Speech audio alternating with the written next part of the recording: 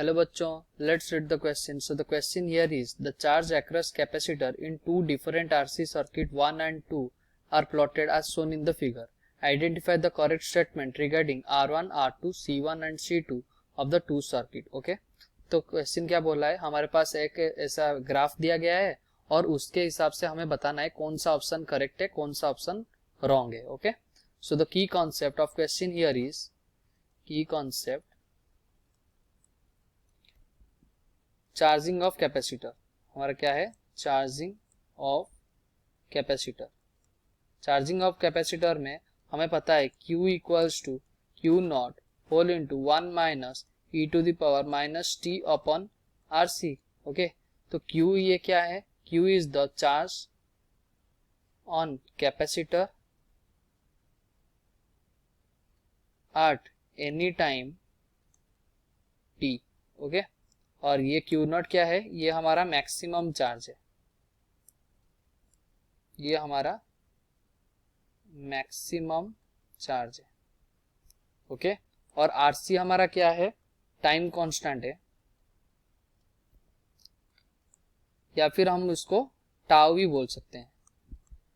Okay, so let's come to the question. Question में हमें क्या बोला गया है, हमारे पास एक ऐसा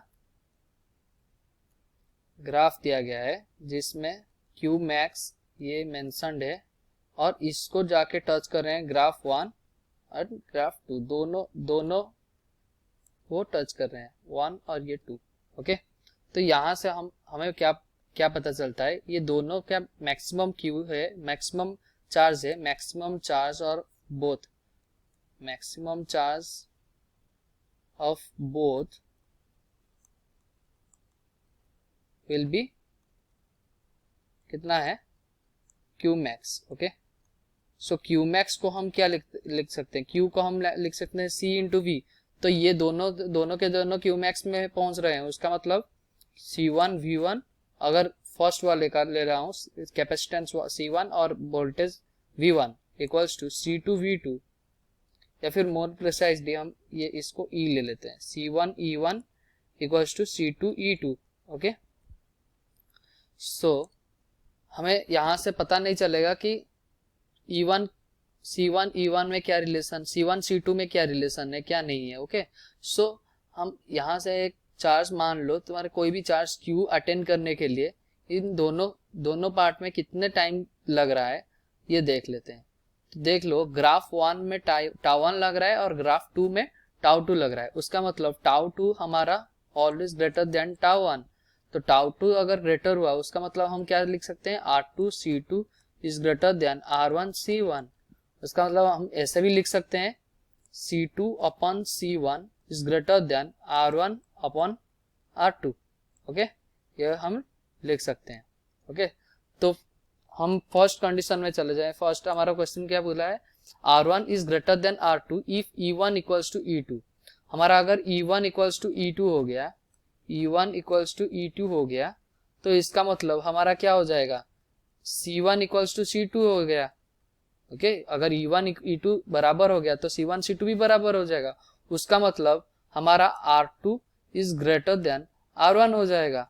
ओके, अगर ये कंडीशन रहा तो R2 is greater than R1 रहा, पर यहाँ क्या दिया है, R1 is greater than R2, तो ये वाला तो स्टेटमेंट रॉन्ग है. ओके, और B क्या दिया है, if C1 is less than C2 if E1 equals to E2. अगर E1 equals to E2 है तो मैक्सिमम चार्ज तो Q दोनों में बराबर है, उसका मतलब C1 equals to C2 हो जाएगा. if E1 equals to E2 तो C1 हमारा क्या हो जाएगा, C1 equals to C2 होना जरूरी है, तो सेकेंड ऑप्शन भी रॉन्ग है. ओके, सेकेंड ऑप्शन भी रॉन्ग है. थर्ड ऑप्शन में देख लेते हैं, R1 C1 is greater than R2 C2. Okay, ये वाले अगर क्रॉस मल्टीप्लाई करें तो R2 C2 is greater than R1 C1 है, तो थर्ड ऑप्शन भी रॉन्ग हुआ हमारा. ओके, थर्ड ऑप्शन भी हमारा रॉन्ग हुआ. फोर्थ ऑप्शन क्या दिया है, R1 upon R2 is less than C2 upon C1.